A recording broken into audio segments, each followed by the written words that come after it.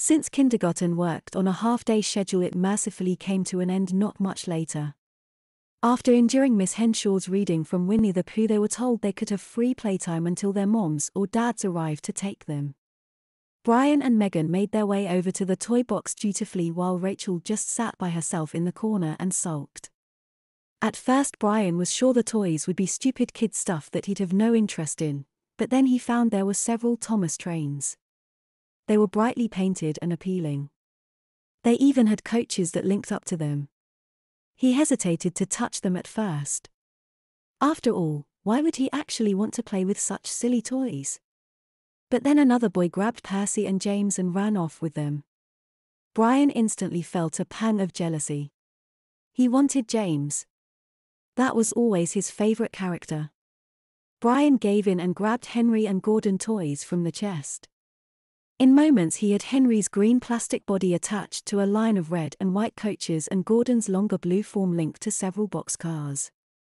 He lied down on the carpet on his tummy, swinging his legs automatically in the air above him, and began to push them towards each other.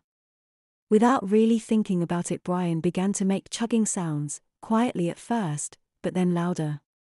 What did it matter if others heard him? They were all dumb kids anyway. Brian ran the two trains towards each other, imagining the spectacular crash that was coming and beginning to imitate Gordon and Henry's voices. The two toy trains smashed into each other, creating a satisfying wreck of coaches and boxcars. Brian grinned and made all sorts of smashing and crashing noises, giggling to himself at the fun of it all. "What the hell are you doing?" Brian stopped his giggling and looked up at Rachel, feeling immediately ashamed. I was just, he stammered. "You were playing like a little kid. Is this what you want, Brian? Did you make this happen to us, so you could play with kids' toys?" she accused. "What? No. Of course I didn't cause this, how could I? It just, I dunno, felt right." He's right.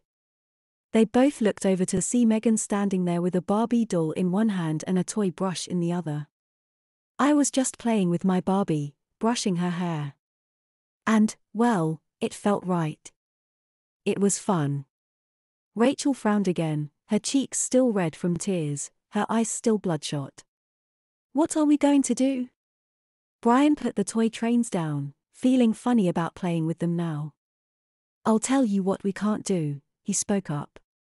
"We can't get separated again. We need to stick together, guys." "How do we do that, Brian?" Rachel asked. "We're little kids now. Our moms will be here soon to take us hope for damned naps or something. We could ask to have a play date," Megan suggested. "What?" "You know, a play date. My little cousins have them with friends from preschool all the time. It gives the moms a chance to spend time with other grown-ups too. We should convince our moms to let us all play this afternoon. Then maybe we can figure out a way to fix this." Brian and Rachel considered Megan's suggestion, then they both nodded in agreement.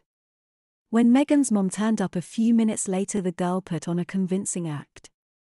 Mommy, I want to play with my friends today," she announced, hopping up and down like a hyperactive little kid.